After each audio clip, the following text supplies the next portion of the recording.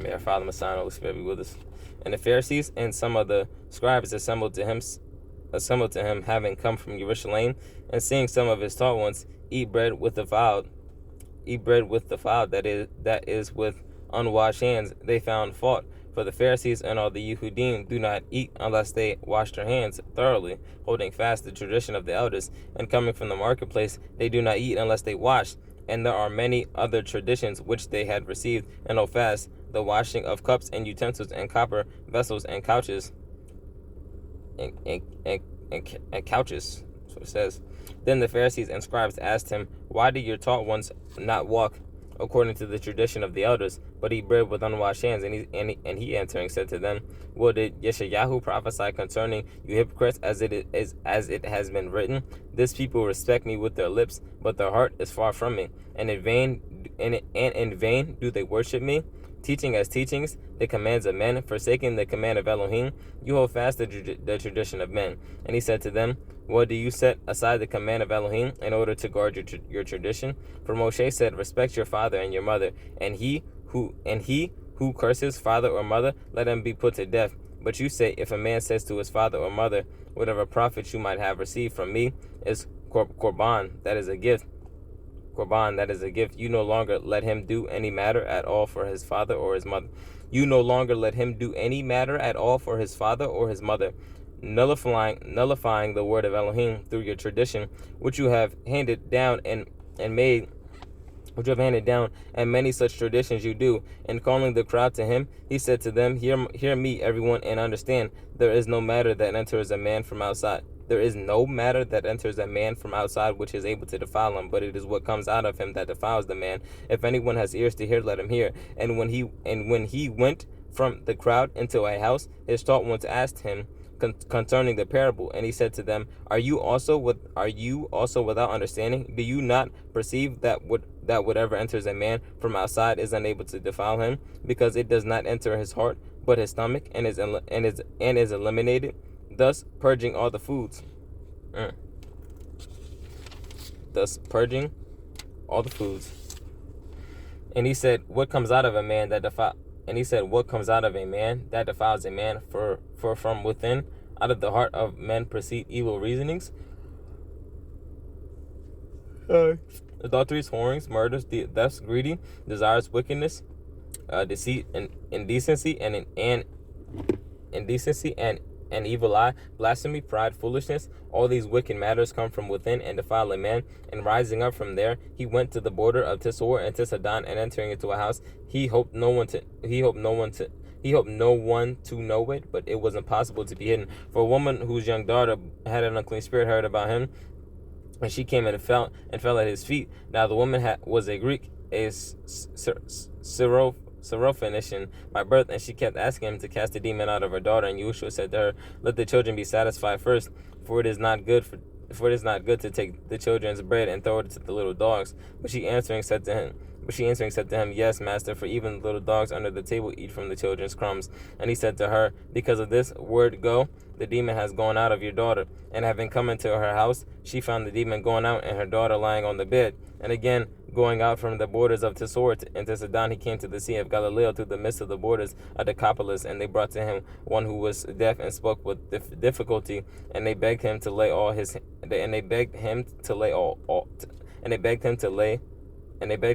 his hand upon him. And taking him away from the crowd, he put his fingers in his ears. And having spit, he touched his tongue. And looking up to the heaven, he sighed and said to him, If afata,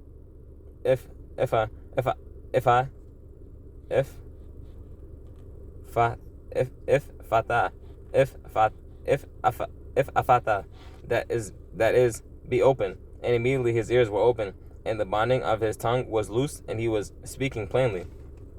And he ordered them that they should say it to no one, but the more he ordered them, the more they published it. And they were immeasurably astonished, saying, He has done all well. He makes even the deaf to hear and the dumb to speak. In those days, the crowd being very great and not having any to eat, Yahushua called his taught ones near and said to them, I have compassion on the crowd, for they have now been with me 3 days and do not have food to eat. Going 3 days, no food, no water. It's serious. And if I dismiss them unfed to their home, they shall faint on the way. For some of them have come from far. And his tall ones answered him, how shall anyone be able to feed these people with bread here in the desert? And he asked them, how many loaves do you have? And they said 7. And he commanded the crowd to sit down on the ground. And taking the 7 loaves, giving thanks, he broke them and gave them to his taught ones to set before them. And they set them before the crowd. And they had a few small fishes. And having blessed, he said to set them also before them. And they ate and were satisfied. And they picked up 7 large baskets of broken pieces. And those eating were about 4,000. And he dismissed them. And immediately entering into the boat with his taught ones, he came to the parts of Dalmanutha,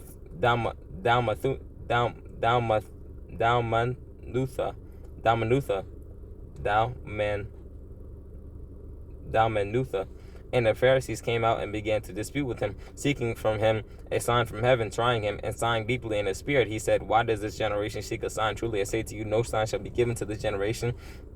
And leaving them, again entering into the boat, he went away to the other side. And they had forgotten to take bread, and they did not have more than 1 loaf with them in the boat. And he was warning them, saying, mind, beware of the leaven of the Pharisees and of the leaven of the Herodians. And they were reasoning with one another, saying, because we have no bread. And Yahushua, being aware of it, said to them, why do you reason because you have no bread? Do you not yet perceive nor understand? Is your heart still hardened? Having eyes, do you not see? And having ears, do you not hear? And do you not remember when I broke the 5 loaves for the 5,000? How many baskets filled with broken pieces did you pick up? They said to him, 12. And when I broke the 7 for the 4,000, how many large baskets filled with broken pieces did you pick up? And they said 7. And he said to them, how do you not understand? And he came to Bethsaida, and they brought a blind man to him and begged him to touch him. And taking the blind man by the hand, he led him out of the village. And having spit on his eyes, laying hands on him, he asked him, do you see at all? And he looked up and said, I see men like trees walking. Then he placed his hands on his eyes again and made him look up, and he was restored and saw all clearly. And he sent him away to his home, saying, do not go into the village. And Yeshua and his taught ones went out to the villages of Caesarea Philippi. And on the way he asked his taught ones, saying to them, who do men say I am?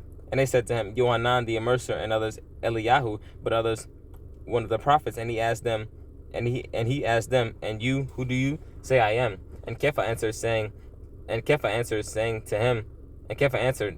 answering, said to him, you are the Messiah.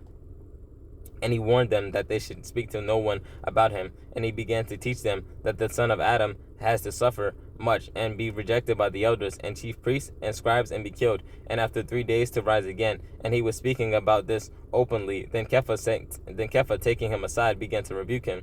And turning around and seeing his taught ones, he rebuked Kepha, saying, get behind me, Satan, for your thoughts are not those of Elohim, but those of men. And calling near the crowd with his taught ones, he said to them, whoever desires to come after me, let him deny himself and take up his stake and follow me. For whoever desires to save his life shall lose it, but whoever loses his life for the sake of me and the good news, he shall save it. For what shall it profit a man if he gains all the world and loses his own life? Or what shall a man give in exchange for his life?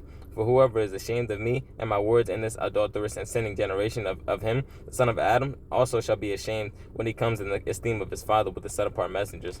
And he said to them, truly I say to you that there are some standing here who shall not taste of death at all until they see the reign of Elohim having come in power. And after 6 days Yahushua took Kepha and Jacob and Yohanan and led them up on a high mountain alone by themselves, and he was transformed before them, and his garments became glittering exceedingly white like snow, such as no launderer on earth is able to whiten. There's no launderer on earth is able to whiten. And there appeared to them Eliyahu with Moshe, and they were talking with Yahushua. And Kepha, responding, said to Yahushua, Rabbi, it is good for us to be here, and let us make 3 booths, one for you, and one for Moshe, and one for Eliyahu, because he did not know what to say, for they were exceedingly afraid. And there came a cloud overshadowing them, and a voice came out of the cloud, saying, this is my son, the beloved, hear him. And suddenly looking around, they no longer saw anyone with them, but only Yahushua. And as they were coming down from the mountain, he ordered them not to relate to anyone what they saw till the son of Adam had risen from the dead. And they kept this matter to themselves, debating what the rising from the dead meant. And they asked him, saying,